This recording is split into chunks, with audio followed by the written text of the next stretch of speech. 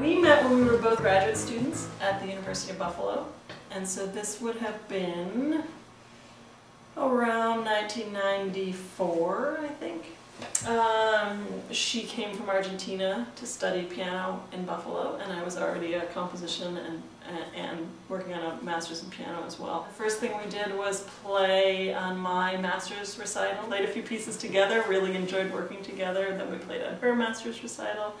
And then a bunch of composers started writing pieces for us, and very early on we started this project with Nan Caro's music because we were looking for more forehand repertoire to play, pieces that were not necessarily pedagogical or transcriptions, but pieces, you know, that would really work for piano forehands, not for two pianos. And though these are transcriptions from the original pieces for player piano, we thought that was quite an original project and something that was very challenging for us when we first started.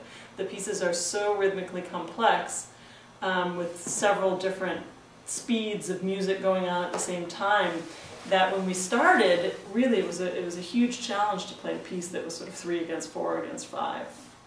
But after working for many years on these transcriptions and other contemporary pieces, I think we've developed a rhythmic technique, and so these kinds of pieces aren't so difficult for us anymore, but it's really took many years of playing together. And once we survived playing these pieces that were, you know, originally for mechanical piano, once we survived that, we figured, oh, if we can do this, we can really be a duo, and so we've been playing together ever since.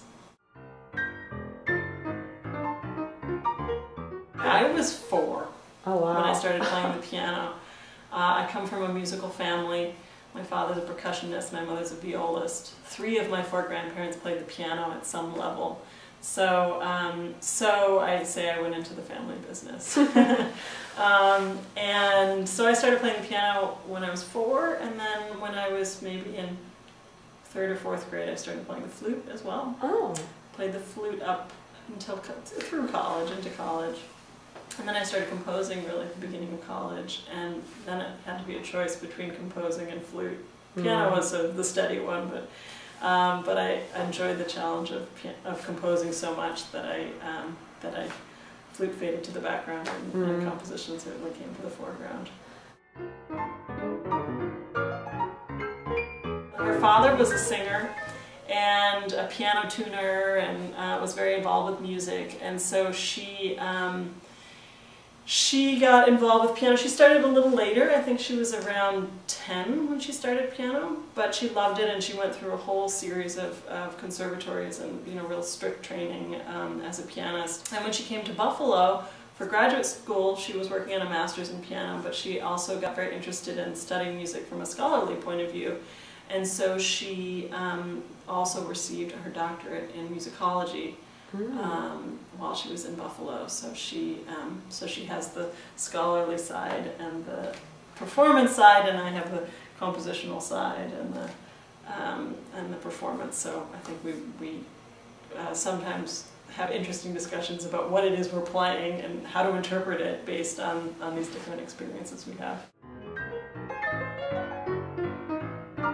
I think we certainly have slightly different preferences, but we meet in the middle on a lot of common repertoire. And we do compromise. Having a chamber music group is all about compromise, and, you know, finding ways to work together and to challenge each other and to travel together and all these, you know, challenges. And so once you find somebody who you can really work with, it's important to, you know, stick to that. So despite the fact that we live in different countries, she lives in Switzerland and I live here, we have found a way to keep working together and playing concerts and recording, which has been wonderful.